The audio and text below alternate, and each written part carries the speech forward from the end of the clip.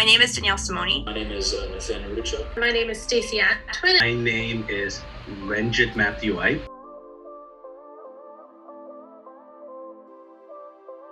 I felt that doing the program online was better for creativity because I knew when I did my in-school kind of program, it was hard. You had to spend your 2 hours or so in class and you were staring at blank walls.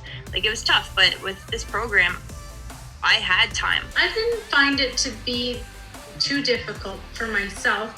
I was constantly on YouTube or Pinterest and stuff like that. So I was always trying to find something, or if there was a lull in some of the work that I was doing, I'd find a tutorial to help me do something else. So just taking the time away from that particular assignment and filling it in with something else that's creative, not necessarily related to what I was doing. And stay as creative as I can is actually looking out and seeing other people or looking at other things that are being produced and getting inspiration from that.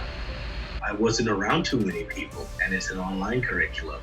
So I would just try to draw it in from the everyday mundane and stuff I go through when screenwriting, talk about things So that's what I did, even though it was I feel like right now things are so much more busier that I have a much faster creative pool to draw from. On my weekends, I could go take walks in the park and take pictures of things and experience things versus sitting in a room.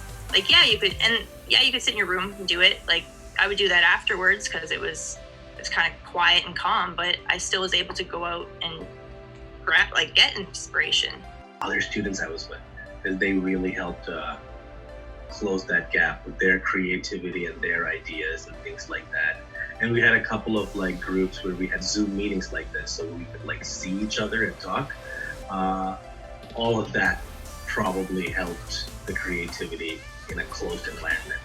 So just constantly doing something, playing around with it, and using your life experiences to help guide you through that. It's actually a lot easier to do it on the internet, and that's outside of any schooling too. Anybody can look at references, whatever you like, whatever you're interested in. You just kind of get into that as much as you can and gather as many interesting things as you like, and then you start to develop your visual library and your language kind of as you go along.